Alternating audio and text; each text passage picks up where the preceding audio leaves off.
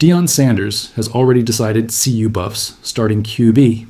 After week 2, exposed Kaidon Salter's true struggles. Kaidon Salter had moments of brilliance, but lacked consistency in week 1, though he still got playing time in week 2, leaving fans puzzled. Then on Saturday, third-string QB Ryan Staub came in and dominated in Colorado's 31-7 victory over Delaware, throwing impressive touchdown passes and thrilling the audience. But Deion Sanders is keeping everyone guessing about the quarterback situation. Staub is now taking the majority of first-team practice reps, but Sanders hasn't officially named a starter. So, who's the real deal?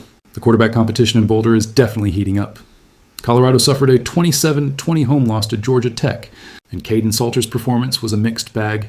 Completing 17 of 28 passes for 159 yards and a touchdown, plus 43 rushing yards and another score, Salter started against Delaware, and the Buffaloes capitalized early, as he led the Buffaloes to a 10-0 run, with a 9-yard rushing touchdown, completing 13-16 passes for 102 yards.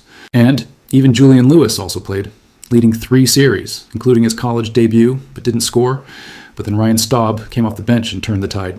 With just 46 seconds left in the first half, he orchestrated a flawless 2-minute drill, connecting with Joseph Williams for 31 yards and Declan Taylor for a 21-yard touchdown, giving CU a 17-7 halftime lead. Less than 2 minutes into the second half, Staub threw a 71-yard touchdown pass to Sincere Brown, the longest since Deion Sanders did it in 2023. So this progress sure makes him a QB1, right? But that's not the case, as he made his strategy clear on the Romy Bean podcast and said, "You gotta understand now, it's not that simplistic. I know, but why would I give the opposing team an extra edge in preparing for just this? I want them to prepare for all 3 guys." So it looks like Deion Sanders is trying his best to keep QB1 under wraps. But that strategy sure worked for him. Colorado totaled 398 yards, split between 131 rushing and 267 passing, while forcing 2 turnovers and blocking a punt. Delaware had 396 total yards, but failed to capitalize on key chances, including a missed field goal and a late interception. Delaware's Nick Minicucci threw for 312 yards and a touchdown, but also had an interception. Colorado's defense and timely offense secured the win. With that, Deion Sanders lauded Staub's composure and gave credit to all 3 quarterbacks for their consistent play during the rotation. Staub completed 7 of 10 passes for 157 yards and 2 touchdowns. Salter added 25 rushing yards, and Lewis had limited but valuable experience. But let's be real, the star of the night was hands down Ryan Staub, and even Sanders couldn't deny that fact. While talking to Romy Bean about his grit, he said, "Staub is that kind of guy. Staub attacks every day in practice like he's preparing for the game. Staub turns in the most minutes watched each week preparing for the opposing team. That's just who he's always been. And he sat there with Shedeur and that staff in that quarterback room, and he understands how he prepared." No doubt that grind did wonders for him. Looking ahead, Colorado's first Big 12 game is at Houston, while Delaware goes to UConn and will need to adjust after losing to an FBS team in its first Conference USA year.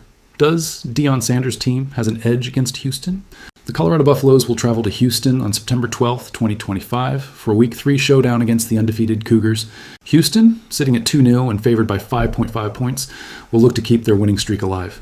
Colorado, with a 1-1 record, hopes to gain momentum after a Week 1 victory.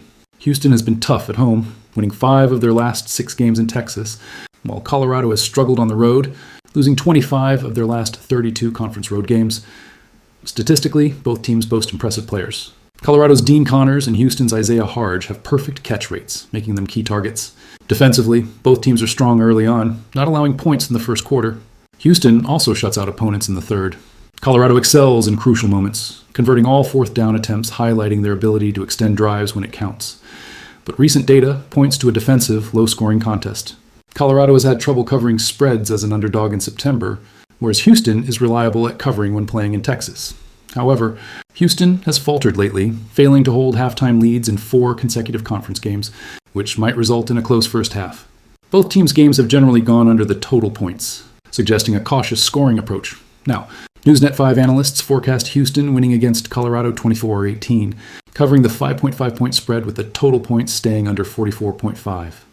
The Cougars should utilize their home advantage and solid defense, though the Buffaloes' key conversions and defensive strength will keep them in the game.